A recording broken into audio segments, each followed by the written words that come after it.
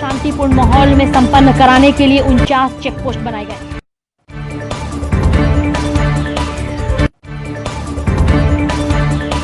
विधानसभा चुनाव के नामांकन को लेकर सुरक्षा व्यवस्था बढ़ाई गई।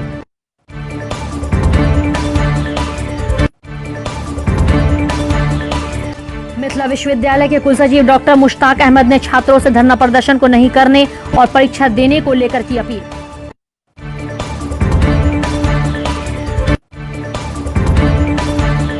दुर्गा पूजा को लेकर सरकार ने गाइडलाइन की जारी।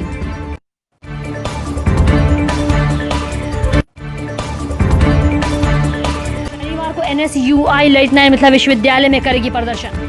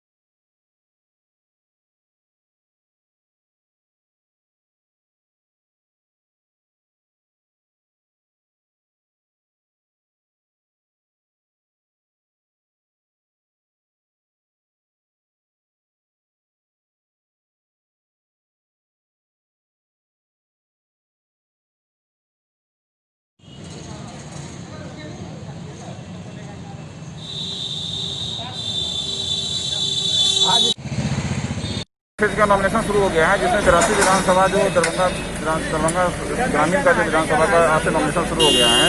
इसके लिए व्यवस्था की गई है कि जो भी रूट लाइनिंग और ट्रैफिक का जो व्यवस्था है उसके लिए हम लोग इम्प्लीमेंट करवा रहे हैं, ताकि सबको शांतिपूर्ण तरीके से ये चुनाव नॉमिनेशन की प्रक्रिया भी पूरी हो जाए और आम जनों को भी किसी प्रकार का कोई समस्या नहीं हो, बाधा नहीं हो।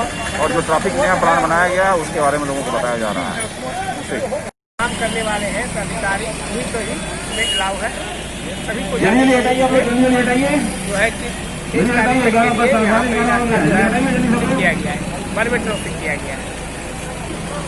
मीडिया क्यों नहीं जाएगी? मीडिया तो जाते ही अंदर में, तो वो रिटर्निंग अफसर ने बताएगा अंदर जाना है कि नहीं जाना है, लेकिन मैं नहीं जानता, ये सब बताएगा। किस क्या मतलब व्यक्ति जिसके पास आधार कार्ड ना हो, मतलब कोई प्रूफ ना हो, किन लोगों को अनुमति दिया जा रहा है?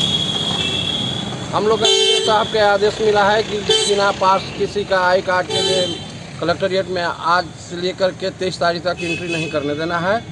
अगर वैसा कोई आदमी जाता है तो उस पर रोक करने का आदेश हम लोग का मिला है और हम लोग रोकने का प्रयास कर रहे हैं और रोक ही रहे हैं। सिर्फ प्रूफ वो कार्यालय से संबंधित अगर आ रहे हैं तो कार्यालय के कोई पदाधिकारी हों या कोई कर्मचारी से उन्होंने बात करा देते हैं कि ठीक है हमारे कार्यालय के आदमी हैं, तो उनको एंट्री करने दिया जा रहा है, वो जा रहे हैं। विधानसभा से ही हैं,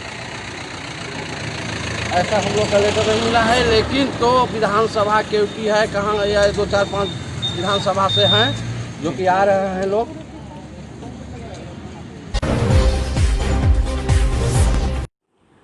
आगामी विधानसभा चुनाव 2020 को स्वच्छ, निष्पक्ष, भयमुक्त वातावरण में संपन्न कराने हेतु कई कार्रवाई की गई, जिसके अंतर्गत अंतर जिला सीमाशील करने हेतु कुल वर्तमान में 18 चेक पोस्ट नॉक लगाया गया है, जहां पर 3 शिफ्ट में CAPF बल के सहयोग से चेकिंग की जा रही है, ताकि असामाजिक तत्वों, शराब, हथियार, अवैध नकदी आदि के मूवमेंट पर रोक लगाई जा सके। वहीं इसके अतिरिक्त जिला के अंदर शराब, हथियार, असामाजिक तत्वों के मूवमेंट पर रोक हेतु 49 चेक पोस्ट नाका लगाया गया है, जिसमें 30 स्थान पर SST की टीम द्वारा CAPF बल के सहयोग से 24 घंटे कार्यरत है। कागज है, डॉक्यूमेंट्स हैं, 11 टाइप के डॉक्यूमेंट्स, वो जरूरी है। MLA इलेक्शन के लिए क्या 11 प्रकार का डॉक्यूमेंट्स हैं, वो भी आपको दे दिया जाएगा। इसमें से आधार कार्ड, मनरेगा job card, passbook, health insurance smart card, driving licence, PAN card, smart card, Indian passport, pension document, photograph सहित सर्विस आइडेंटिटी कार्ड, फोटोग्राफ सहित ऑफिशियल आइडेंटिटी कार्ड जो MP MLA NLC को दिए जाते हैं। इन 11 डॉक्यूमेंट जो हैं ये MLA इलेक्शन के लिए अनुमानित होगा और MLC इलेक्शन के लिए इससे भिन्न है, इसलिए मैं आपको बताना चाह रहा था। इसमें Aadhaar card, driving licence, PAN card, Indian passport, service identity card है, ऑफिशियल आइडेंटिटी कार्ड तो MP MLA है। और यहाँ पर हम लोग भी इसको ट्रेनिंग दिए हैं, ऑनलाइन नॉमिनेशन कैसे होगा इस पर सारे ट्रेनिंग संबंधित RO या को दी गई है। इस पर भी आयोग का निर्देश है और हम लोग भी चाहते हैं कि ऑनलाइन नॉमिनेशन ज़्यादा से ज़्यादा हो, तो लोगों का यहाँ पर आने का आना तो पड़ेगा ही, इसलिए एक बार आना ही पड़ेगा वेरिफिकेशन के लिए, परंतु ज़्यादातर काम ऑनलाइन में हो जाएगा तो इधर उधर कागजी प्रक्रिया और भीड़ भाड़ लगने की संभावना कम रहेगी। इसी प्रकार आपका मैं बता दूं कि ऐसे टोला, ऐसे गांव जहां पर कुछ कमजोर वर्ग के मतदाता हैं और जहां इस तरह की संभावना है कि ऐसे मतदाताओं को डराया धमकाया जा सकता है या प्रलोभन देकर उनके स्वतंत्र मतदान के अधिकार को प्रभावित किया जा सकता है, ऐसे 235 टोला को चिन्हित किया गया है और इसमें 1544 ऐसे लोगों को चिन्हित किया गया है जिनके द्वारा इस तरह की कार्रवाई की संभावना है। इन 1544 लोगों के विरुद्ध भी निरोधात्मक कार्रवाई की गई है। इसके अतिरिक्त सभी थाना को, केंद्रीय अर्धसैनिक बलों को इन गाँवों में भेजा जा रहा है कि वो लोगों से मिलकर उनको आश्वस्त करें और विश्वास बहाली के जो भी उपाय संभव हैं वो किए जाएं। लोगों को आश्वस्त करें कि मुकम्मल सुरक्षा व्यवस्था की जाएगी, जो भी संवेदनशील बूथ है उन सभी पे केंद्रीय अर्धसैनिक बलों की प्रतिनियुक्ति की जाएगी। इसके अतिरिक्त इन गाँव में जो महत्वपूर्ण संपर्क नंबर है वो लोगों से साझा किए जा रहे हैं कि अगर किसी भी प्रकार की कोई शिकायत हो तो अपनी शिकायत दर्ज कराएँ और त्वरित कार्रवाई की जाएगी। इसके अतिरिक्त हमारा जो दियारा क्षेत्र है कुशेश्वर विधानसभा और बड़ाबराम विधानसभा में तत्वों, अवैध शराब माफिया, अवैध नकदी आदि के प्रभाव पर नियंत्रण के लिए हम लोगों ने पूरे जिला की सीमा को सील कर दिया है। 18 जगह पे पैरामिलिट्री की मदद से 3 शिफ्ट में नाका लगाया जा रहा है। जिला के अंदर भी 49 जगहों पे नाका लगाया जा रहा है। इसके अतिरिक्त प्रत्येक विधानसभा में 3 SST की टीम और 3 फ्लाइंग स्क्वाड का गठन किया गया है। ये टीमें न केवल असामाजिक तत्वों के, हथियारों के, शराब के आवागमन पर नज़र रखने के लिए है, बल्कि अगर कहीं आचार संहिता के उल्लंघन की कोई शिकायत मिलती है तो उस पर जाके त्वरित कार्रवाई करने के लिए भी है।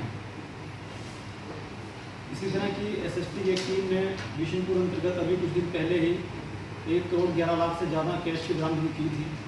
इसके करीब 7,10,000 रुपया विभिन्न टीमों के द्वारा अभी तक बरामदगी कर ली गई है। अपर समाहर्ता विभूति रंजन चौधरी की अध्यक्षता में समाहरणालय अवस्थित डॉक्टर भीमराव अंबेडकर सभागार में शुक्रवार को बिहार संयुक्त प्रवेश प्रतियोगिता परीक्षा बिहार पटना द्वारा 10 अक्टूबर 2020 को आयोजित BCEC परीक्षा 2020 को लेकर स्वच्छ कदाचार मुक्त वातावरण में संचालन करने को लेकर केंद्र अधीक्षकों प्रतिनियुक्त संबंधित अधिकारियों के साथ एक बैठक का आयोजन किया गया।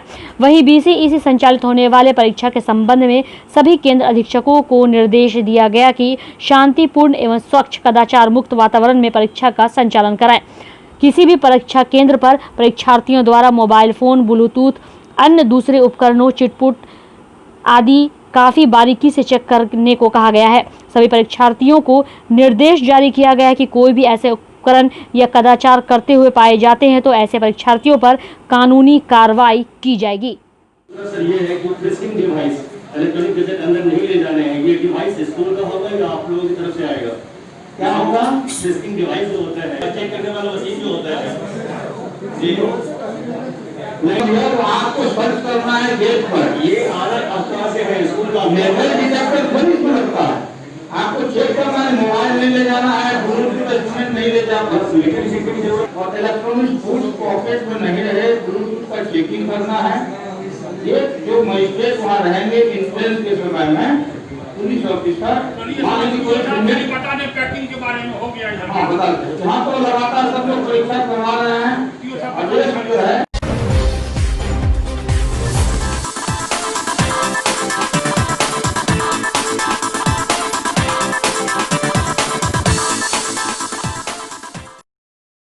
मतलब फीस जो है 35,000 जो है, जो अतिरिक्त फीस जो है वो माफ़ कर दिया जाएगा और जो जिन तमाम साथियों के से जो फीस अतिरिक्त फीस लिया गया उसे भी जो है जल्द से वापस किया जाएगा। लेकिन 7 तारीख को नोटिस जारी किया गया, जो कि गुप्त रूप से नोटिस जारी किया गया। हमारे दरभंगा, समस्तीपुर, मधुबनी और बेगूसराय के तमाम मीडिया वाले को भी जानकारी नहीं दिया गया, इसके बारे में जानकारी नहीं दिया गया। लेकिन 8 तारीख को व्हाट्सएप ग्रुप में वायरल हुआ, जिसकी सत्यापित करने का जानकारी ये मिला कि ये वास्तव में जो है सही है। और आपको मैं बता दूं इन दिनों छात्रों के साथ तो खिलवाड़ कर ही रहा है, लेकिन तमाम मीडिया कर्मियों को भी जो है धोखा देने का कार्य कर रहा है। हालांकि मीडिया कर्मी हमारे तमाम साथियों का जो है आँख है, और मैं आपको बता दूं ये बहुत बड़ा धोखाधड़ी होने का कार्य चल रहा है। और आज राजभवन का जो टीम आया उनका जो हम लोग घेराव करने वाले हैं। हमारी मांग है कि हम लोग का फीस जो अतिरिक्त फीस जो है वो बिल्कुल न लिया जाए और हम लोग को जल्द से जल्द एडमिट कार्ड जो है जारी किया जाए। हालांकि एग्जामिनेशन जो 12 तारीख का एग्जामिनेशन है और छात्रों का जो है इन दिनों जो है काफ़ी तनाव से ग्रसित है और फीस के वजह से छात्र जो है इन दिनों जो है कुछ भी किसी हद तक भी जा सकता है। क्या नाम है? धीरेन्द्र। LNMU के द्वारा लेटर दे दिया गया कि 35,000 स्टूडेंटों का माफ, और आज फिर से एकाएक पेपर में निकलती है कि 35,000 बढ़ा दिया गया। ये कहीं ना कहीं कुछ चंद दलालों के द्वारा ये काम किया जा रहा है। और आज राजभवन की भी टीम आई, आज हम लोग उनका घेराव करेंगे। जब तक फीस कम नहीं करे, इस कोरोना महामारी में सभी स्टूडेंट पढ़ेंगे क्या? उनको मेंटली उनको डिस्ट्रैक्ट किया जा रहा है और स्टूडेंट अभी पूरी तरीक़ा से हताश हैं। और अगर ये कम नहीं होगा फीस तो हम लोग आज पूरी तरीक़ा से अब अनिश्चितकालीन भूख हड़ताल पर बैठे। क्या नाम है? अंकित आनंद, B.Ed छात्र। दरभंगा NSUI जिला कमेटी का बैठक जिला अध्यक्ष अरुण कुमार के नेतृत्व में जिला कार्यालय में किया गया। बैठक में उपस्थित ललित ने मिथिला यूनिवर्सिटी अध्यक्ष प्रहलाद कुमार सिन्हा ने कहा, ललित नारायण मिथिला विश्वविद्यालय लाखों छात्रों के भविष्य से साथ खिलवाड़ कर रही है। विगत महीने से NSUI स्नातक प्रथम खंड, द्वितीय खंड, PG द्वितीय सेमेस्टर, LLB द्वितीय सेमेस्टर सहित परीक्षाओं के संबंध में प्रमोट करने की मांग करती आ रही है, लेकिन विश्वविद्यालय प्रशासन अपने अहंकार में चूर होकर तानाशाह फरमान जारी किया, जिसका छात्रों ने घोर निंदा भी की है। नमस्कार, मैं प्रहलाद कुमार सिन्हा, विश्वविद्यालय अध्यक्ष NSUI। आज हम लोग ने महत्वपूर्ण बैठक किया है जिसमें निर्णय लिया है कल 10 अक्टूबर शनिवार को हम लोग विश्वविद्यालय मुख्यालय में उग्र आंदोलन करेंगे, जिसका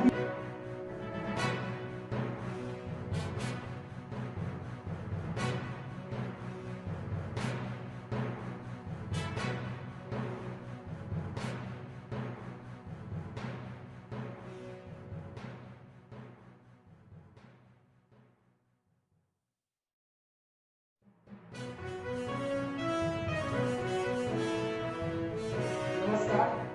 आज दरभंगा एमएसयूआई जिला कार्यालय में छात्र एवं छात्राओं के महत्वपूर्ण मुद्दे पे अहम बैठक किया है, जिसमें सर्वसम्मति से विश्वविद्यालय अध्यक्ष प्रहलाद कुमार सिन्हा की उपस्थिति में जिला कमेटी के उपाध्यक्ष सौरभ कुमार, कॉलेज अध्यक्ष मुकुंद कुमार चौधरी सहित छात्र नेताओं की उपस्थिति में निर्णय लिया गया है कि वर्तमान में जो ललित नारायण मिथिला यूनिवर्सिटी छात्र एवं छात्राओं को भविष्य को अधिकार में करने के लिए एक तानाशाह फरमान जारी किया है, जिसके विरुद्ध दरभंगा एमएसयूआई विश्वविद्यालय में ललित नारायण मिथिला यूनिवर्सिटी में उग्र प्रदर्शन करेगी और स्नातक प्रथम खंड, द्वितीय खंड, पीजी द्वितीय खंड, एलएलबी द्वितीय खंड सहित संबंधित परीक्षाओं को जो नोटिस दिया है उसको वापस ले, अन्यथा दरभंगा एमएसयूआई लगातार प्रदर्शन करेगी, भूख हड़ताल करेगी, अनशन पर बैठेगी।